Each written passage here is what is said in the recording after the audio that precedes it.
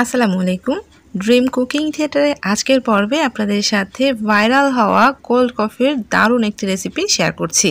এই প্রচণ্ড গরমে এমন এক গ্লাস কোল্ড কফি হলে আপনার প্রাণ একদম ঠান্ডা হয়ে যাবে। আর এই ভাইরাল কোল্ড কফিটা কেন এত বেশি ভাইরাল হলো সেটা তো রেসিপিতে থাকছেই।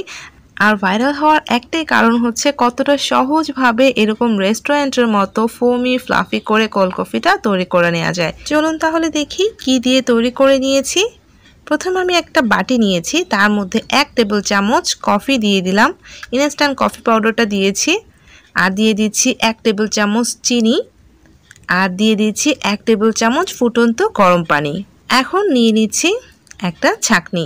আপনাদের হাতের কাছে চা ছাঁকনি যেরকম রয়েছে আপনারা সেটা দিয়ে এভাবে অনবরত ঘুরিয়ে ঘুরিয়ে বিট করে নেবেন। আর একটু বড় সাইজের বাটির মধ্যে করবেন যাতে এভাবে ঘুরিয়ে ঘুরিয়ে বিট করে নেওয়া যায়। 2 থেকে 3 মিনিট, সর্বোচ্চ 2 মিনিট লাগে, 3 মিনিটের প্রয়োজন হয় না, তবে 3 মিনিটের মতো আপনারা বিট করতে পারেন। 2 থেকে 3 মিনিট এভাবে অনবরত ঘুরিয়ে যাবেন। অনবরত ঘুরিয়ে গেলে দেখবেন কিছুক্ষণের মধ্যে কফির কালারটা একদম চেঞ্জ হয়ে যাচ্ছে। আর চিনিটা যতক্ষণ না কিছুটা গলে যাচ্ছে ততক্ষণ পর্যন্ত করবেন। এটা করতে সর্বোচ্চ 2 মিনিট থেকে 3 মিনিট সময় লাগে। আর দেখেন কিছুক্ষণের মধ্যেই দেখবেন যে কফির কালারটা একদম হালকা একটা বাদামি কালার হয়ে গিয়েছে। আর অনবরত এভাবে ঘুরিয়ে ঘুরিয়ে বিট করে নেবেন। আপনাদের কাছে যে ধরনের ছোট চা ছাঁকনি আছে সেটা দিয়ে করবেন, তবে ছাঁকনিটা একটু হার্ড হতে হবে, নরম ছাঁকনি দিয়ে হবে না।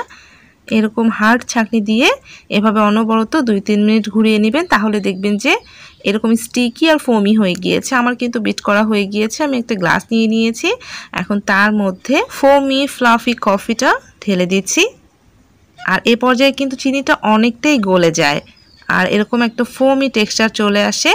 আমি সবটুকু গ্লাসের মধ্যে ঢেলে নিয়েছি। এখন এর মধ্যে আমি দিয়ে দিচ্ছি আইস কিউব, যেটা ছাড়া প্রাণ একদমই ঠান্ডা হবে না। বেশ অনেকটা পরিমাণে আইস কিউব দিয়ে দিয়েছি, আর দিয়ে দিচ্ছি 1 কাপ দুধ। একদম ঠান্ডা দুধ দিয়েছি যাতে কোল্ড কফিটা খেতে অনেক বেশি ভালো লাগে। আমি দুধটাকে জাল করে তারপরে ফ্রিজে ঠান্ডা করে নিয়েছি। পুরো 1 কাপ পরিমাণ দুধ দিয়ে দিলাম। আর দেখতে পাচ্ছেন কফিটা কিন্তু নিচ থেকে উপরের দিকে উঠে এসেছে। আমি চামচ দিয়ে হালকা একটু নেড়ে দিয়েছি। যেহেতু অনেক বেশি ফ্লাফি আর ফোমি থাকে তাই খুব বেশি নেড়ে চেড়ে নিচ্ছি না, আমি একটা স্ট্র দিয়ে নিচ থেকে হালকা করে একটু নেড়ে দিয়েছি। তৈরি হয়ে গেল ভাইরাল সেই ছাঁকনি কোল্ড কফি।